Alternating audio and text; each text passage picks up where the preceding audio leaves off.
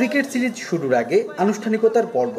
আলী আমজাদের ঘড়ি আর সিলেটের প্রবেশদ্বার খ্যাত কিনব্রিজের সামনে ট্রফি নিয়ে ফটো সেশন করলেন ক্যাপ্টেন নাজমুল হাসান শান্ত ও অ্যান্ড্রু বালবির্নি।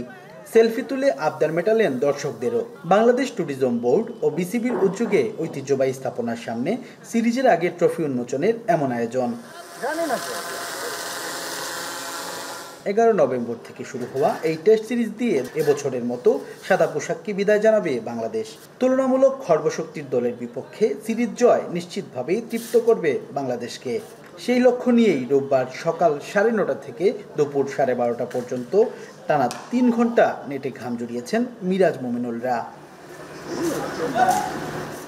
এই সিরিজ দিয়েই বাংলাদেশ ক্রিকেটে শুরু হচ্ছে আশরাফুলের অধ্যায়। সাবেক এই অধিনায়ক ব্যাটিং কোচ হিসাবে যুক্ত হচ্ছেন বাংলাদেশ ক্রিকেট দলে।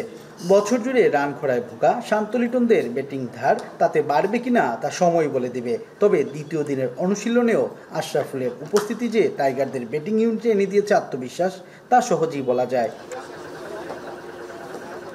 রোববার বল হাতে লম্বা সময় প্র্যাকটিস করেছেন পেসার খালেদ ও মুরাদরা।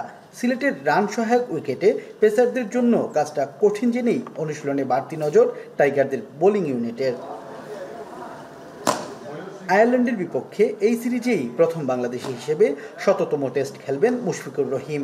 2026 সালের টেস্টের লম্বা দৌড়ের আগে ড্রেস রিহার্সেল এই সিরিজেই। খর্বশক্তির আইরিশদের বিপক্ষেও তাই বেশ সিরিয়াস মেজাজেই আছেন ফিল সিমন্সের শিষ্যরা। সন্দীপন শুভ, এখন সিলেট।